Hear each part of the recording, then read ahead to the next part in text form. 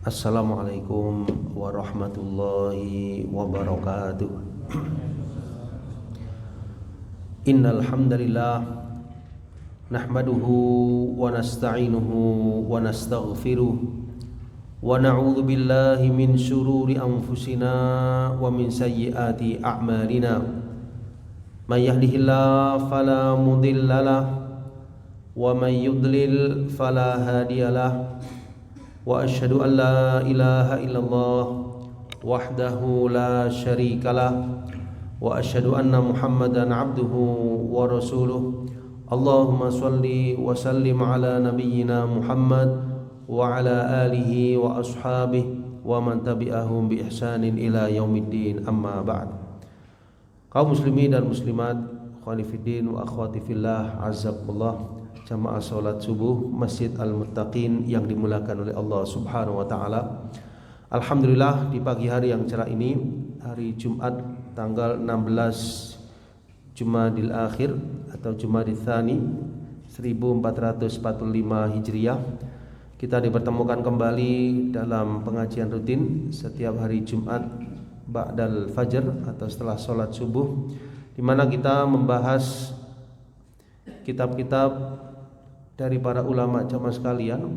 Yang terakhir yang kita bahas adalah kitab yang ringkas namun insyaallah banyak bermanfaat, yaitu kitab Ad-Durus Al-Muhimmah Li'amatil Ummah, karya Fadilatul Syekh Abdul Aziz Ibnu Abdullah Ibnu Baz rahimahullah rahmatan wasi'ah, yang mana buku ini disyarah oleh beberapa ulama. Salah satunya yang di hadapan kita yaitu karya Fadilatul Syekh Abdul Razak Ibnu Abdul Muhsin Al-Abbad Al-Badr hafizahullahu ta'ala.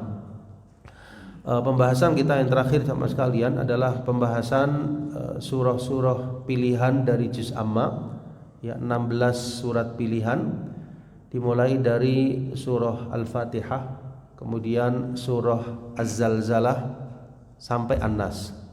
Ya, di pertemuan yang lalu alhamdulillah telah tersampaikan surah-surah jamaah sekalian pilihannya, dan insyaallah kita akan melanjutkan ke surah lanjutan di hari ini pada surah Al-Masad atau Al-Lahab. Surah Al-Masad atau Al-Lahab. Nah, sebelum kita masuk kepada tafsiran ringkas dari surah yang mulia ini, sebagaimana biasa kita dengarkan dahulu tilawahnya jamaah sekalian.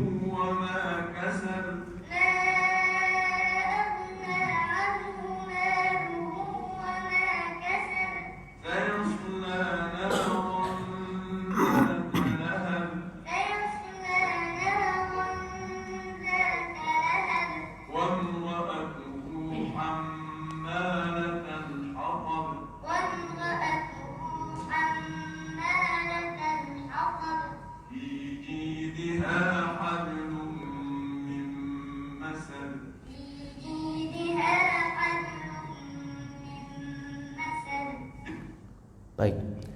Surah Al-Lahab atau surah Al-Masad, kita lihat terjemah dari surah yang mulia ini. Ya, urutannya ke 111 ya sama sekalian. Jadi 4 surat sebelum terakhir dari Al-Qur'an, di mana Allah Subhanahu wa taala berfirman di surah yang mulia ini, A'udzu billahi minasyaitonir rajim. Bismillahirrahmanirrahim. Tabbat yada abi lahabin wa tabb.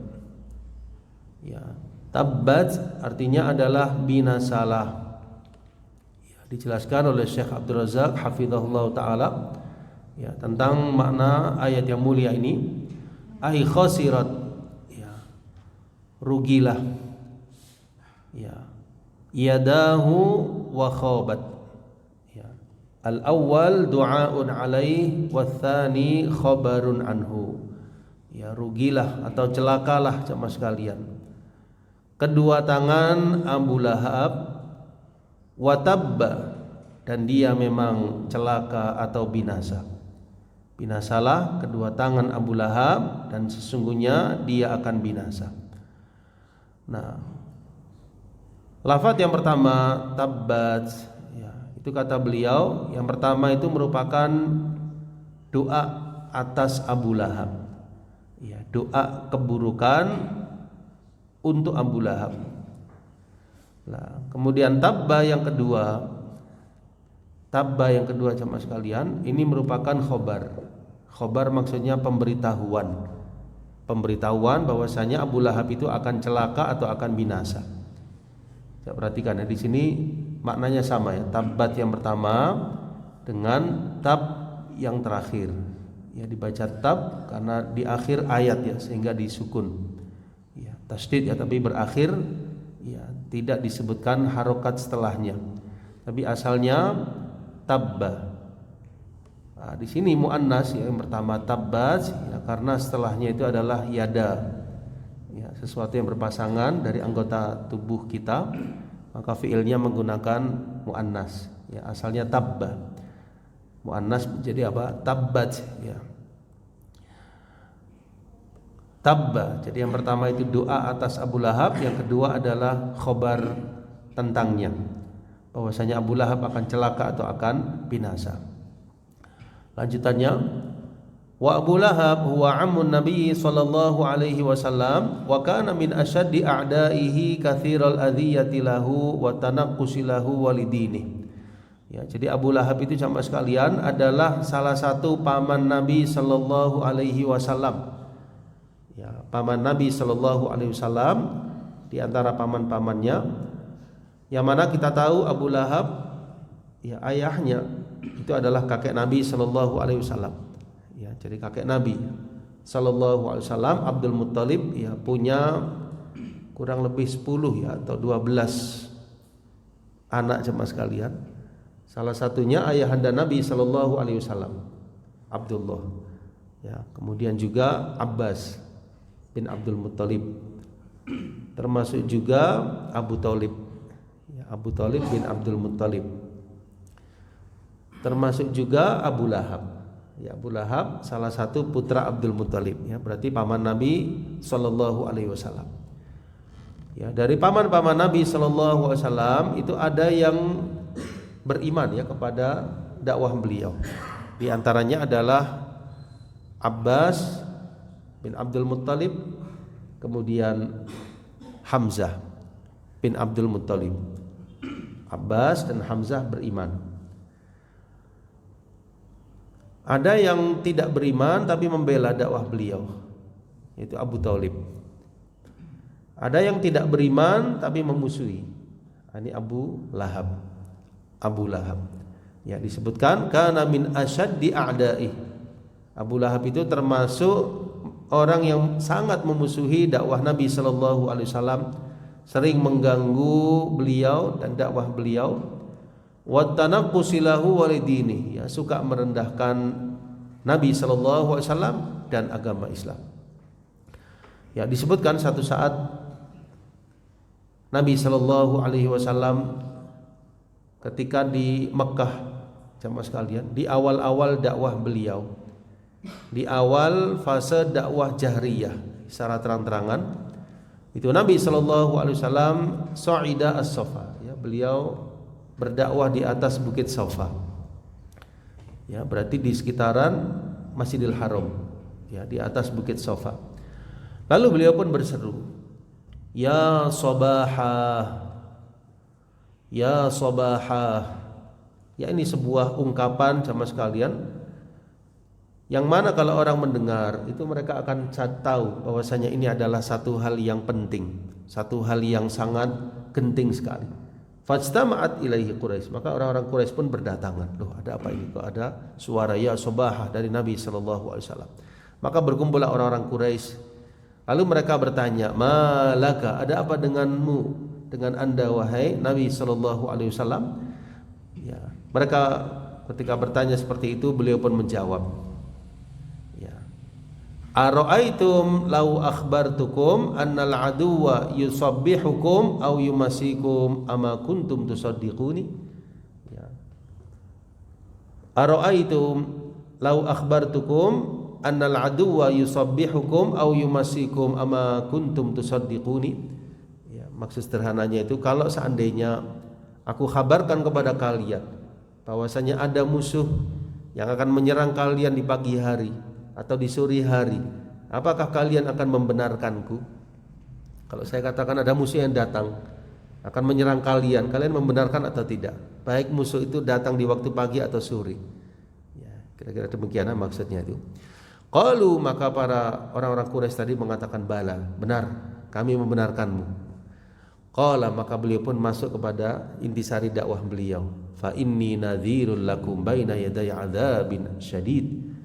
Sesungguhnya aku memperingatkan kalian dari azab yang pedih. Sesungguhnya aku memperingatkan kalian dari azab yang pedih.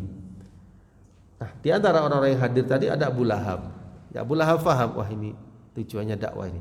Maka Abu Lahab pun mencela. Abu Lahab bilang tabban laka. Jadi kita perhatikan lafadznya, tabban laka, celaka engkau. Ali hadza jama'tana. Apakah karena ini engkau kumpulkan kami? Ya, kami kira ada berita apa, ternyata hanya dakwah. Maksudnya Abu Lahab demikian. Tabban laka ali hadza jama'tana. Maka ketika itulah jamaah sekalian turun surah Al-Masad atau Al-Lahab yang menanggapi ucapannya Abu Lahab. Allah berfirman, tabbat yada abi lahabi wa tab. Ya, celakalah, binasalah kedua tangan Abu Lahab wa tabba, dan memang dia celaka atau binasa. Karena Abu Lahab tadi bilang tabba, tabban laka, maka Allah jawab tabbat yada. Ya, artinya justru yang celaka itu engkau. Yang celaka dan binasa itu engkau wahai Abu Lahab, bukan Nabi sallallahu alaihi wasallam. Ya. Celakalah kedua tangan berarti celakalah Abu Lahab. Kedua tangan ya berarti seluruh tubuhnya jemaah sekalian. Celakalah kedua tangan Abu Lahab dan memang dia akan celaka. Atau binasalah kedua tangan Abu Lahab dan memang dia akan binasa. Jadi yang pertama doa keburukan untuk Abu Lahab karena dia mencela Nabi SAW. Yang kedua tabba yang terakhir adalah merupakan khobar, pemberitahuan bahwa Abu Lahab akan celaka, akan binasa. Dan memang seperti itu sampai akhir hayatnya Abu Lahab tidak beriman kepada dakwah Nabi sallallahu alaihi wasallam, dan memang dia akan celaka atau binasa. Ayat yang kedua jemaah sekalian, Allah berfirman, ma aghna anhu maluhu wa ma kasaba. Ya, disukun karena di akhir ma aghna anhu maluhu wa ma kasab. Ya, kita perhatikan ma yang pertama ini adalah ma nafiyah, yang ma artinya sesuatu yang sifatnya meniadakan. Tidaklah aghna memberikan kekayaan atau kecukupan anhu atas Abu Lahab, maluhu yaitu hartanya, wama dan apa-apa, kasaba yang dia usahakan. Ya, maksudnya itu harta dan apa yang diusahakan Abu Lahab, apa yang dia miliki itu semua tidak bisa memberikan kecukupan, tidak bisa menghalanginya dari azab Allah Subhanahu wa taala. Kita perhatikan tafsiran ringkasnya jemaah sekalian, kata Syekh Abdul Razak hafizahullah taala, al-amwal allati jama'aha wal aulad wat tijarah wa ghairu dzalik kullu hadhihi la tughni anhu minallahi syai'a. Harta yang dimiliki, yang dikumpulkan oleh Abu Lahab, anak-anaknya. Yang menarik, anak-anaknya Abu Lahab itu ada beberapa jemaah sekalian. Saya ingat saya ada 3 ya anaknya Abu Lahab. Dari mereka ada yang beriman. Ya, dari anaknya Abu Lahab itu ada yang beriman terhadap dakwahnya Nabi Sallallahu Alaihi Wasallam. Ya. Kembali kepada ayat ini, harta dan anak-anaknya, wat tijarah dan perniagaannya dan lain-lainnya yang dimiliki Abu Lahab, semuanya tidak bisa memberikan kecukupan atasnya dari Allah Subhanahu Wa Taala sedikit pun. Ya, maksudnya tidak bisa menyelamatkannya dari murka Allah, dari azabnya, kecuali kalau dia mau beriman kepada Allah Subhanahu wa taala. Ya, ini sebagaimana orang yang kafir ketika di akhirat ya tidak bisa menebus, tidak bisa mengelak dari azab Allah dengan apapun yang dia miliki di dunia. Ya, tidak akan bermanfaat. Sayasla naran dzata lahab. Sayasla, ya di sini ada huruf sin ya jemaah sekalian. Maksudnya sa ini adalah akan atau kelak. Yasla, Abu Lahab itu akan masuk, ya, naron yaitu api neraka, dzata yang memiliki lahabin gejolak. Ya, coba perhatikan di sini lafadz ayatnya itu apa jemaah sekalian? Lahab, ya, kan Abu Lahab. Maka di sini menggunakan lafadz yang bersesuaian, lahab, gejolak. Ya. Ya, di sini bisa menggunakan kata lain, lafadz lain, tapi Allah SWT menggunakan lafadz yang bersesuaian dengan kunyahnya Abu Lahab. Ya, maka menggunakan lafadz lahab, lahab yang bergejolak, api yang bergejolak. Sayasla naran dzata lahab. Abu Lahab itu akan masuk neraka yang apinya bergejolak. Ya. Kita perhatikan dalam tafsirannya. Di sini disambung ya dengan ayat yang kedua. Saya ulangi ayat yang berikutnya. Wa imra'atuhu hammalatal hatab. Ya, wa dan imra'ah. Ya, imra'ah itu wanita jemaah sekalian. Tapi maksudnya di sini istri. Hu kembali kepada Abu Lahab. Dan istrinya Abu Lahab, hammalatal hatab. Hammalatal hatab. Ya. Hammalah sama sekalian artinya adalah wanita pembawa. Ya, kalau hammal seorang laki-laki yang membawa. Kalau hammalah wanita pembawa al-hatab yaitu kayu bakar. Fi jidiha hablum mim masad. Fi pada jidiha di lehernya hablun ada tali min masadin yang terbuat dari sabut. Ya. Dijelaskan dalam tafsirannya huwa wa imra'atuhu. Jadi Abu Lahab dan istrinya yaslauna an-nar, pasti akan masuk ke dalam neraka. Ya, jadi sayasla naran dzata lahab wa imra'atuhu. Ya, berarti Abu Lahab dan istrinya sudah dijelaskan, diberikan khabar oleh Allah akan termasuk ahli neraka. Waliyadzubillah. Ya, masih hidup sudah disebutkan akan termasuk apa? Ahli neraka. Sementara sahabat-sahabat yang disebutkan Nabi SAW mereka masih hidup sudah dijamin surga. Di sini sudah dijamin termasuk ahli nar. Waliyadzubillah. Ya, kata Syekh Abdul Razak hafizahullah, wa hadhihi surah nazalat fi hayati Abi Lahab wa imraatihi. Surat ini turunnya di masa kehidupan Abu Lahab dan istrinya. Ya, istrinya itu dikenal dengan Ummu Jamil. Ya, Ummu Jamil. Namanya adalah Arwa. Ya, Arwa binti Harb. Kunyahnya Ummu Jamil. Dan ayat-ayat yang mulia ini wal barahin al ajibah, ya, menunjukkan bukti yang menakjubkan sahabat sekalian akan kebenaran Al-Qur'an, kebenaran yang dibawa Nabi sallallahu alaihi wasallam, karena khabarnya memang benar demikian, ya. Jadi keduanya Abu Lahab dan istrinya meninggal di atas kufur, tetap tidak mau beriman terhadap dakwah Nabi sallallahu alaihi wasallam. Wa kana mautuhuma ala dzalik. Keduanya meninggal di atas kekufuran. Ya, jadi sudah dicap sebagai ahli neraka dan memang wafatnya meninggalnya dalam keadaan ingkar terhadap dakwah Nabi sallallahu alaihi wasallam. Kemudian hammalatal hatab kanat tahmil syauka sa'dan wal adha. Ya, pembawa kayu bakar, dia ditafsirkan biasanya istrinya Abu Lahab itu membawa syauq as-sa'dan, ya, duri sa'dan. Ya, duri ya tertentu ya dari pohon sa'dan atau dari sa'dan gitu ya. Wal adha dan gangguan. Kemudian duri dan gangguan tersebut jemaah sekalian itu diletakkan di jalan yang biasa Nabi sallallahu alaihi wasallam lewati. Ya, untuk apa? Untuk mencelakakan Rasulullah sallallahu alaihi wasallam. Mubalaghatan fi idaih, ya. Tujuannya untuk mengganggu Nabi sallallahu alaihi wasallam, mencelakakan Rasulullah sallallahu alaihi wasallam. Fi jidiha maksudnya fi unuqiha, ya, di leher ya, atau di tengkuk dari istrinya Abu Lahab itu hablum mim masad, ada tali dari sabut. Maksudnya tarfa bihi ila syafiri jahannam, akan dia angkat ila syafiri jahannam. Thumma yurma biha ila asfaliha, ya, kemudian dilemparkan ke bagian bawah dari api neraka. Au annaha tahmilu finnar, atau bisa juga tafsirannya dia bawa, jamaah sekalian, membawa kayu bakar itu di neraka, ala zaujiha, untuk suaminya, kemudian munqalladah fi unuqiha hadzal habl, ya, berada di atas lehernya atau di atas tengkuknya. Ya, kenapa? Sebagai balasan atas apa yang dia lakukan di dunia, menyakiti dakwah, menyakiti Nabi sallallahu alaihi wasallam dan mengganggu Rasulullah sallallahu alaihi wasallam. Insyaallah demikian ya tafsiran ringkas dari surah Al-Masad. Di sini kita tambahkan dari kitab Aisarut Tafasir ya jemaah sekalian, beberapa hidayatul ayat atau pelajaran yang bisa diambil dari surah Al-Masad di halaman yang ke-627. Yang pertama, bayanu hukmillah bihalaki Abi Lahab wa ibtali kaidihi alladzi kana yakiduhu li Rasulillah sallallahu alaihi wasallam.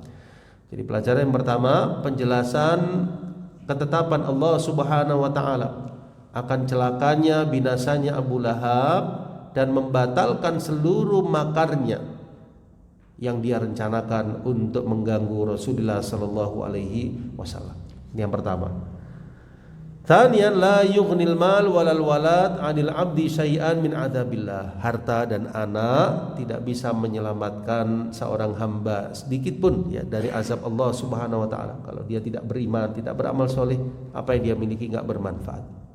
Idza 'amila bimasakhitihi wa taraka maradihi. Kalau hamba itu melakukan perbuatan-perbuatan yang mendatangkan murka Allah Subhanahu wa taala dan meninggalkan perbuatan-perbuatan yang mendatangkan ridhonya. Artinya kalau hamba itu enggak beriman, dia ingkar kepada Allah, ingkar kepada Rasulnya, apa yang dia miliki di dunia enggak bermanfaat sama sekali. Tsalitsan, yang ketiga, hurmatu adhiyatil mu'minina mutlaqo, ya, diharamkan mengganggu orang-orang yang beriman secara mutlak. Ya, meskipun di sini secara spesifik kepada Abu Lahab, ya siapapun, ya mereka yang mengganggu, ya orang-orang yang beriman, orang-orang yang dipilih oleh Allah Subhanahu wa taala jamaah sekalian, mereka yang bertakwa, yang beramal soleh, maka mereka akan mendapatkan murkanya Allah dan azabnya. Ya, jadi haramnya mengganggu orang-orang yang beriman secara mutlak. Yang terakhir, yang keempat jamaah sekalian, disebutkan di dalam faedahnya, adamu ighna'il qarabati syai'an ma'asyirki wal kufri id Abu Lahab amin Nabi sallallahu alaihi wasallam wa huwa finnar dzatil lahab. Ya, jadi kekerabatan itu tidak bermanfaat sedikit pun kalau tetap dalam kesyirikan dan kekufuran. Ya, jadi secara nasab itu Abu Lahab paman Nabi sallam, ya kurang dekat apalagi paman Nabi sallam, tapi enggak bermanfaat kalau apa jamaah sekalian, kalau dalam keadaan syirik dan kufur. Ya, tidak akan bermanfaat kekerabatan tersebut meskipun keponakannya adalah Rasulullah sallallahu alaihi wasallam. Ya. Karena di sini Abu Lahab paman beliau, tetapi dia akan masuk dalam neraka yang bergejolak. Nah, insyaallah demikian Bapak sekalian surah yang pertama yang kita pelajari di hari ini. Kita lanjutkan kepada surah yang berikutnya, yaitu surah Al-Ikhlas. Kita dengarkan dahulu tilawahnya.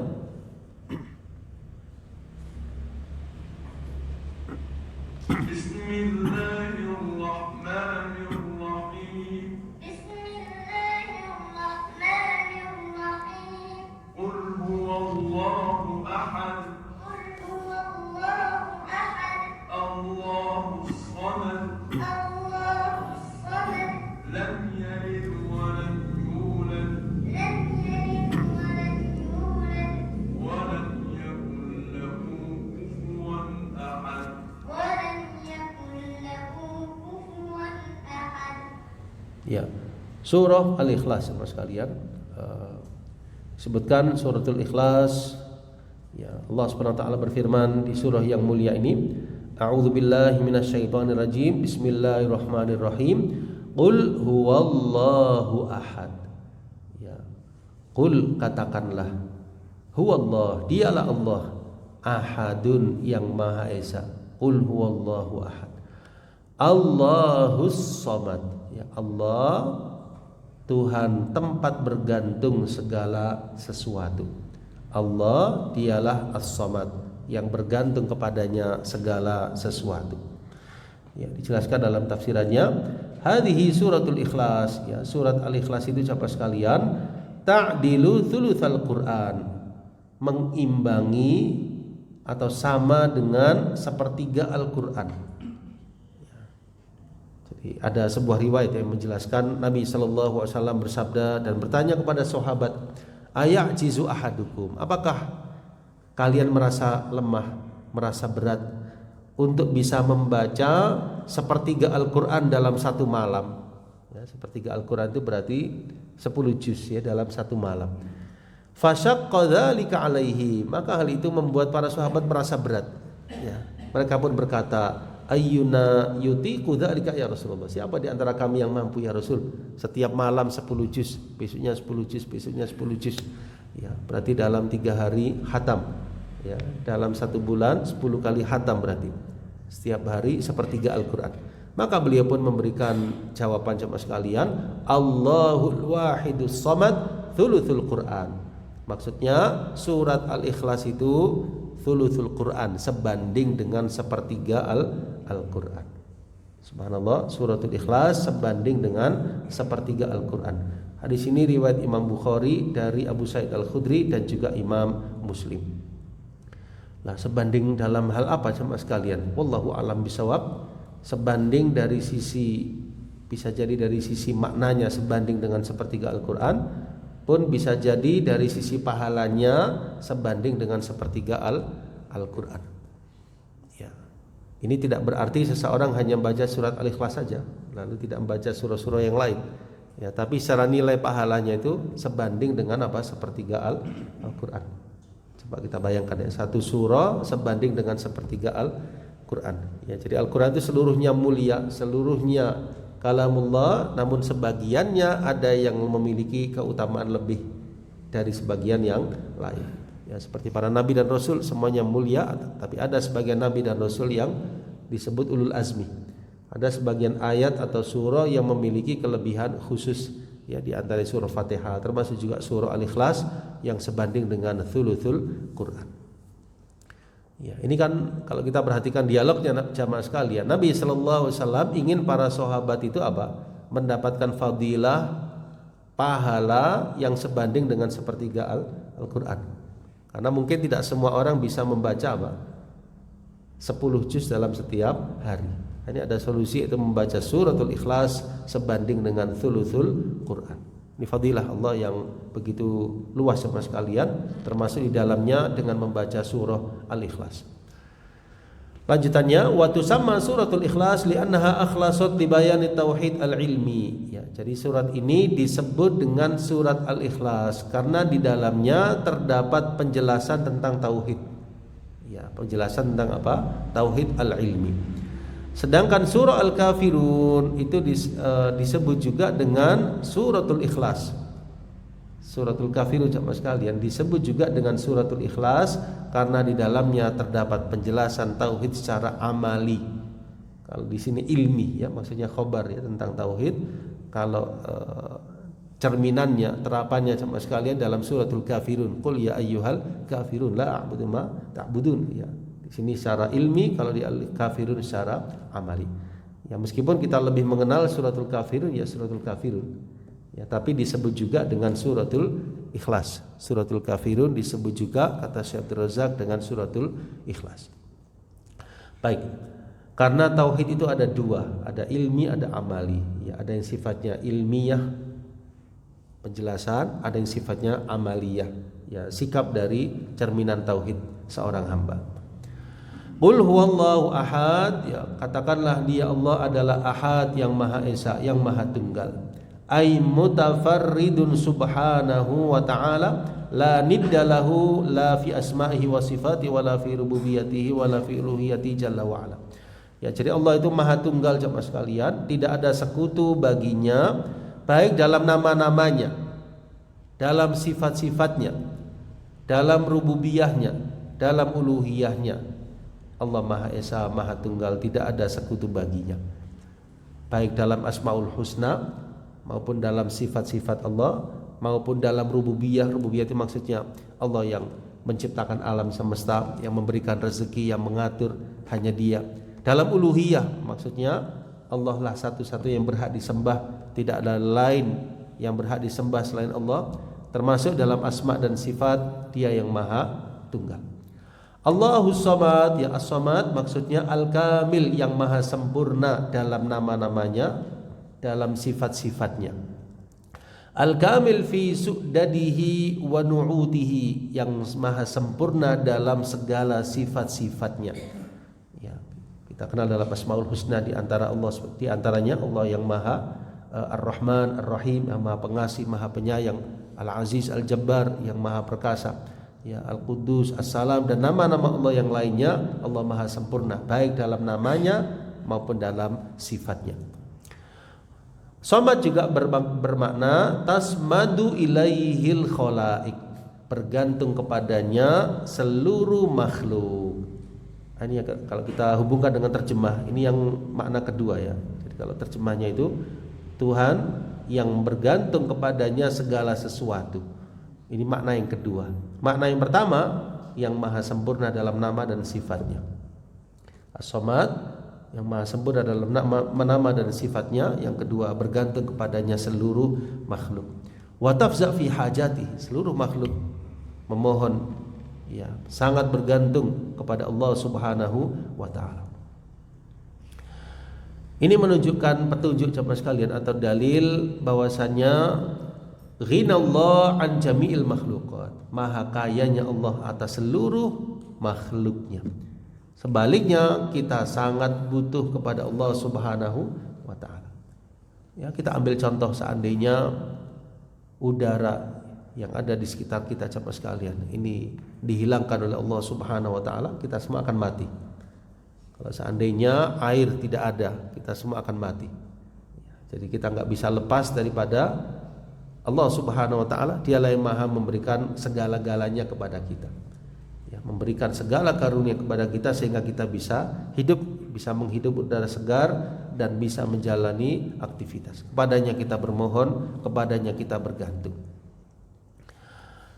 Nah, wa ala kamali qudratihi wa iftiqarihi, saya ulangi, wa ala kamali qudratihi wa iftiqaril makhluqati kulliha ila Allah Subhanahu wa taala. Ia juga menunjukkan kesempurnaan kudrahnya Allah, butuhnya makhluk kepada Allah Subhanahu wa taala seluruhnya. Ya, maka dari itu kita hendaknya banyak mohon kepada Allah Subhanahu wa taala karena Dialah yang memiliki segala-galanya.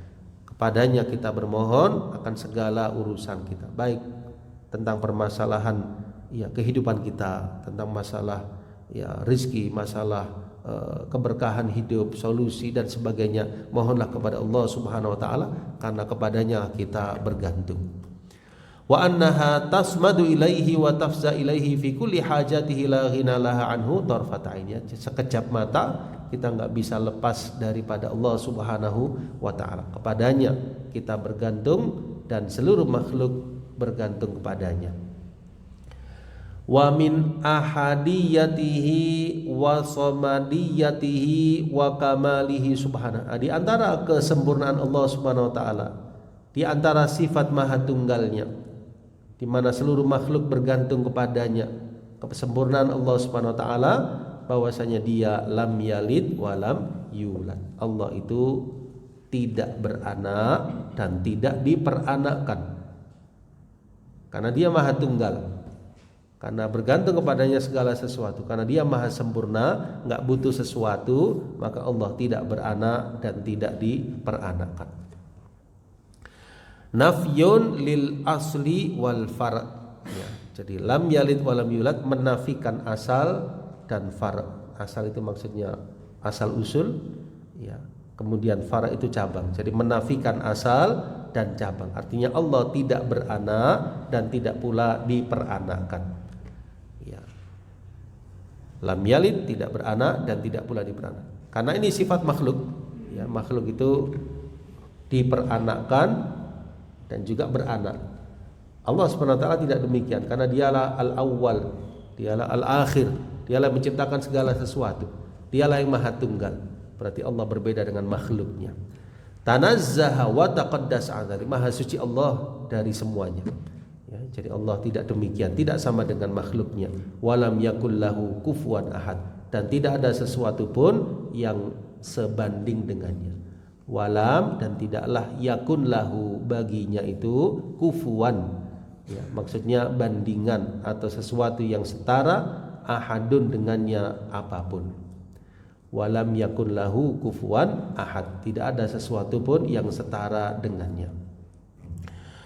Maksudnya la mathila lahu, tidak ada yang semisal dengannya. La niddalahu, tidak ada sekutu baginya. Wala samiyalah wa tanazzaha 'anil mithal, maha suci Allah dari permisalan. Ya, dari sekutu dan dari bandingan. Tidak ada sesuatu pun yang sama dengan dirinya. Insyaallah demikian ya tafsir ringkas dari surah Al-Ikhlas sama sekalian. Kita lihat faedah yang bisa kita ambil di antaranya. Yang pertama adalah ma'rifatullah ta'ala bi asma'ihi wa sifatihi, ya, mengenal Allah dengan nama-nama dan sifat-sifatnya. Kita mengenal Allah dengan nama-namanya dan sifat-sifatnya.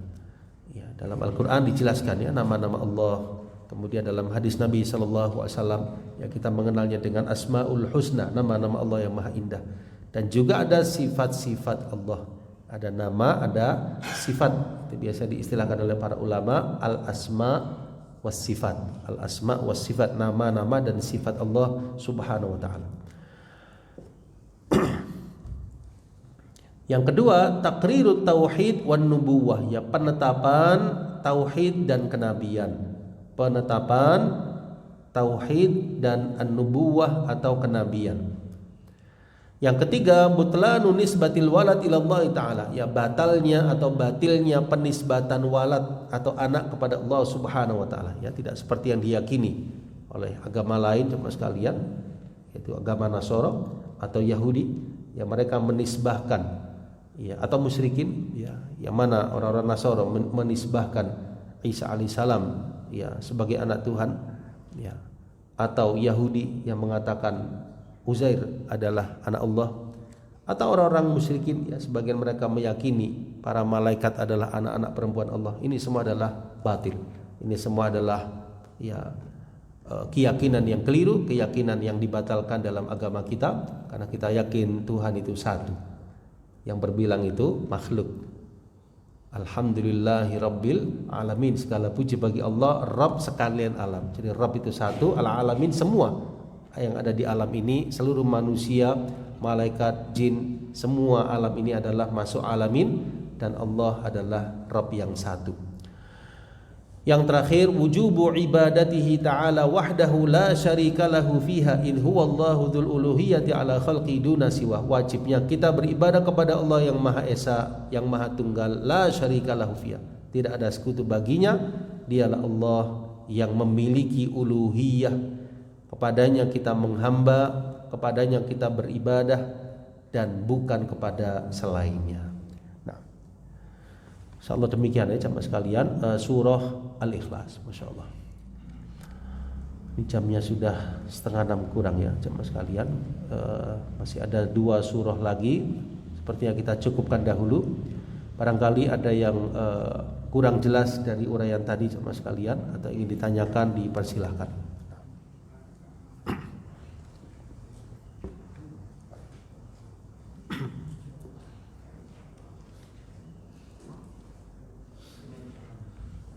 Jelas insyaallah jemaah sekalian. Nggih, silakan Pak.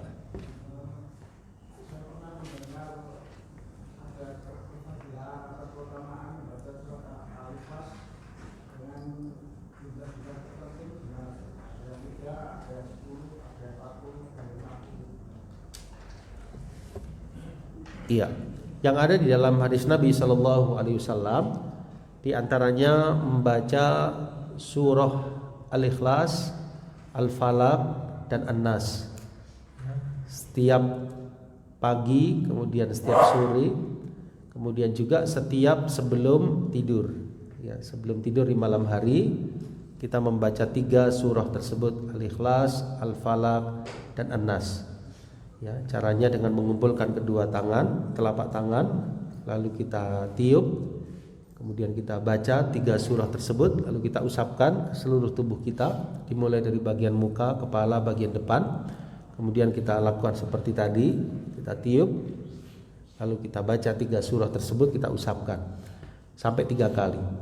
Termasuk juga para ulama menjelaskan setelah selesai zikir habis sholat, ya selesai sampai terakhir kita bisa membaca 3 surah tersebut, ya, masing-masingnya 1 kali, kecuali habis maghrib sama habis subuh kita bisa membacanya 3 kali. Ya, adapun membaca surah Al-Ikhlas secara khusus, ya berulang kali, wallahu a'lam bishawab, belum pernah kita dapatkan riwayatnya dari Nabi Sallallahu Alaihi Wasallam. Ya, karena menisbahkan sebuah amal itu perlu kepada landasan. Perlu kepada apa? Landasan. Ya, karena menisbahkan atau menyatakan sebuah amal itu kan syariat, ya. Harus ada landasannya. Kalau kita mengatakan misalnya keutamaan amal ini demikian, keutamaan amal ini demikian, harus ada landasannya. Apakah dari Al-Quran atau dari hadis Nabi Sallallahu Alaihi Wasallam. Ketika landasannya valid, kalau dari hadis ya berarti hadis itu sahih, hadis itu hasan misalnya, diterima. Tapi kalau tidak ada riwayatnya sama sekali, maka di sini seseorang ya tidak bisa membuat atau mensyariatkan sebuah amal meskipun niatannya adalah kebaikan. Karena yang berhak membuat aturan atau syariat Allah Subhanahu wa taala. Dan diterimanya sebuah amal itu bergantung kepada 2 syarat.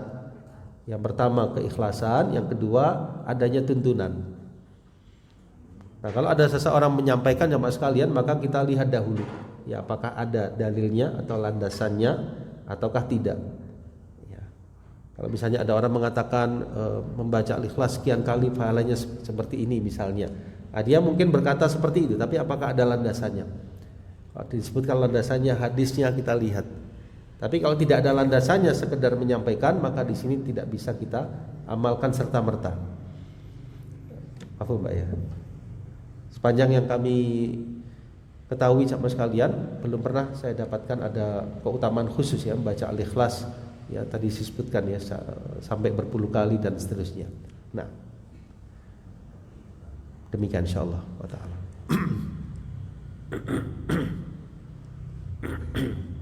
Nah, Allah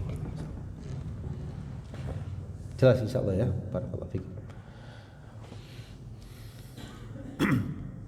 Baik, kita cukupkan. Semoga apa yang kita pelajari di hari ini memberikan manfaat ya, dan bisa kita amalkan ya dalam kehidupan kita sehari-hari, dan semoga Allah kuatkan kita di atas al-iman, di atas tauhid, di atas amal soleh sampai akhir hayat kita nanti, dan semoga kita termasuk mereka yang suka membaca, mempelajari dan mengamalkan Al-Quran dalam kehidupan kita sampai akhir hayat kita nanti. Amin ya rabbal alamin. Wallahu ta'ala a'lam bishawab. Subhanakallahumma wa bihamdika asyhadu an la ilaha illa anta astaghfiruka wa atubu ilaik. Wassalamualaikum warahmatullahi wabarakatuh.